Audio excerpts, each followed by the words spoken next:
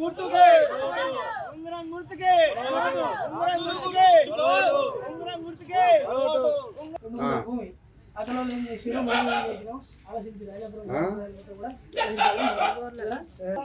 సర్పంచ్ పైన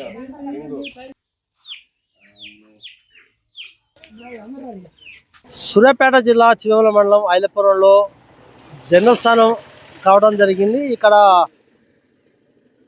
కాంగ్రెస్ పార్టీ బలపరిచిన అభ్యర్థి రెడ్డి సామాజిక వర్గానికి చెందితే, ఇక్కడ బీఆర్ఎస్ పార్టీ బలపరిచిన అభ్యర్థి బీసీ సామాజిక వర్గానికి చెందిన అభ్యర్థి ఇక్కడ నక్కపద్మ గారు. మనం ప్రస్తుతం వారి దగ్గర ఉన్నాము, వారి మాటలు ఇస్తున్నాం. అమ్మ చెప్పండి, మీరు బీఆర్ఎస్ పార్టీ బలపరిచిన అభ్యర్థిగా మీరు బరిలో దిగారు. మీ ఊరు ప్రజలకు మీరు ఏం చెప్తున్నారు? అందరికీ నమస్కారం.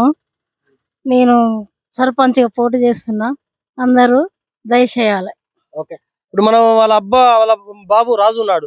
చెప్పండి రాజు, ఇప్పుడు ఇప్పటికే మీరు మీ నాన్నగారు కావచ్చు, మీ అమ్మగారు కావచ్చు, గ్రామానికి అడగకుండా కూడా అన్ని విధాలా కూడా సౌకర్యాలు కల్పించారు. మీరు రేపు ఇప్పుడు సర్పంచ్ అభ్యర్థి బరిలో దిగారు. సర్పంచ్గా గెలిస్తే మీరు గ్రామానికి ఏం చేయబోతున్నారు? ముందుగా ఐలపురం గ్రామ ప్రజలకి మరియు ఆంగోతండ గ్రామ ప్రజలకి మా హృదయపూర్వక పాదాభివందనాలు.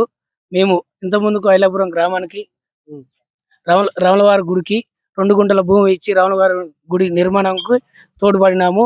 అంతేకాకుండా ఎస్సీ కాలనీ అక్కడ ఎల్లమ్మ తల్లి గుడికి కూడా విగ్రహానికి మేము 50,000 రూపాయల డొనేషన్ కూడా ఇచ్చినాము.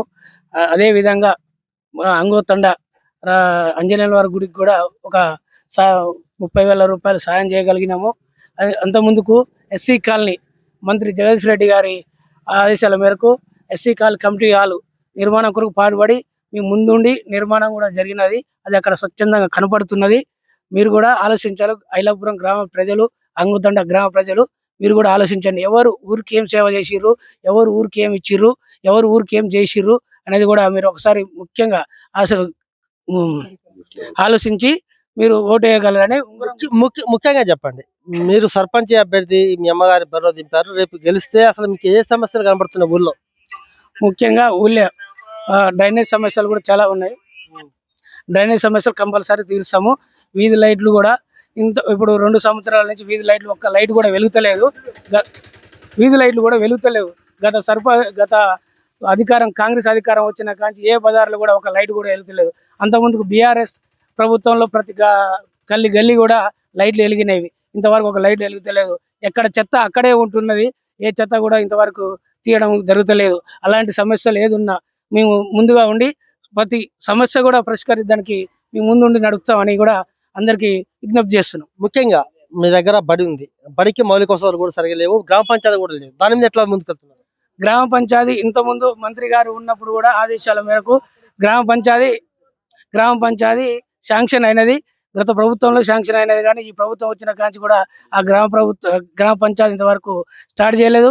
మమ్మల్ని గెలిపిస్తే ఖచ్చితంగా గ్రామ పంచాయతీ నిర్మాణం కూడా మేము తోడ్పడి గ్రామ పంచాయతీ కూడా చేస్తామని కూడా మా యొక్క విజ్ఞప్తి. పాఠశాల గురించి ఎట్లా? పాఠశాల గురించి కూడా మేము ఇంత ముందుకు పాఠశాల ప్రభుత్వం ప్రిన్సిపల్ గారు కూడా చెప్పినాం, మా పిల్లలు ఇక్కడ చదువుకునేటట్టు చేయండి, మీరు మా ఎమ్మెల్యే అని ఉంటే అడగండి, మేము కూడా తోడ్పడతాం, సాయం చేస్తాం, పిల్లలకి ఏమైనా చెప్పదలుచుకుంటే కూడా మేము చెబుదామని కూడా నిర్ణయించుకున్నాం. ఓకే, మన దగ్గర బీఆర్ఎస్ కార్యకర్త నాయకుడు ఉన్నారు, అన్న చెప్పండి, మీరు ఎట్లా చూస్తున్నారు? మేము ఏం చెప్పగలుగుతున్నాం అంటే, ఊళ్ళో జనరల్ వచ్చింది. జనరల్ వచ్చినా మనం ఒక బీసీ బిడ్డని లేపడ్డది. ఆ బీసీ ఐక్యత మనందరిలో ఉండాలి. ఇప్పుడు రెడ్డిసరు అనగదొక్కుతారు ప్రతిసారి, గ్రామ పంచాయతీలైనా మన మండల పరిషత్తులని అన్నైనా. అసలు మనకి ఈసారి అవకాశం వచ్చింది. ఐలపురం ప్రజలకు తెలియజేయడం ఏంటంటే, మన బీసీ బిడ్డని భారీ మెజార్టీతో గెలిపేయాలని మనవి. ఓకే, మనం చూస్తున్నాము ఇక్కడ ఐలపురంలో మాత్రము జనరల్ స్థానంలో బీసీ బిడ్డ కూడా పోటీ చేయడం జరిగింది. ఖచ్చితంగా మాత్రం ఇప్పటికే పద్మ గారి మీద కొంతమంది అభిప్రాయానికి వచ్చారు, బీసీ బిడ్డ అయితే బాగుంటది అని చూస్తున్నారు. ఖచ్చితంగా బీసీ బిడ్డకి ఓటేద్దాం అనుకుంటారు. అంతేకాకుండా అధికారం లేనప్పుడే మేము పెద్ద ఎత్తున కూడా సహాయ సహకారాలు గ్రామానికి అందించాము. మేము సర్పంచ్ అయితే మాత్రం ఖచ్చితంగా ఐలపురంతో పాటు తండకు కూడా ప్రత్యేకంగా నిధులు తీసుకొచ్చి చేస్తామని చెప్తున్నారు. అంతేకాదు ముఖ్యంగా డ్రైనేజ్ సమస్య, సీసీ రోడ్డు సమస్య, విద్యా వ్యవస్థ కూడా మెరుగైతేందుకు కృషి చేస్తామని చెప్తున్నారు. అంతేకాకుండా ముఖ్యంగా గ్రామానికి కావాల్సింది గ్రామ పంచాయతీ. గ్రామ పంచాయతీ బిల్డింగ్ మేము రాగానే తొందరలో ఏర్పాటు చేసి అందరికి కూడా ఏ సమస్య ఉన్నా మీకు ఒక తల్లిలాగా, ఒక కూతురులాగా, ఒక బిడ్డలాగా ఉండి పనిచేస్తామని కూడా పద్మ చెప్తున్నారు. వారి కుమార్ కూడా చెప్తున్నారు. మీకు వార్తలు రాయడం, విశ్లేషణ చేయడం వచ్చా? అన్యాయాన్ని ప్రశ్నించడం తెలుసా?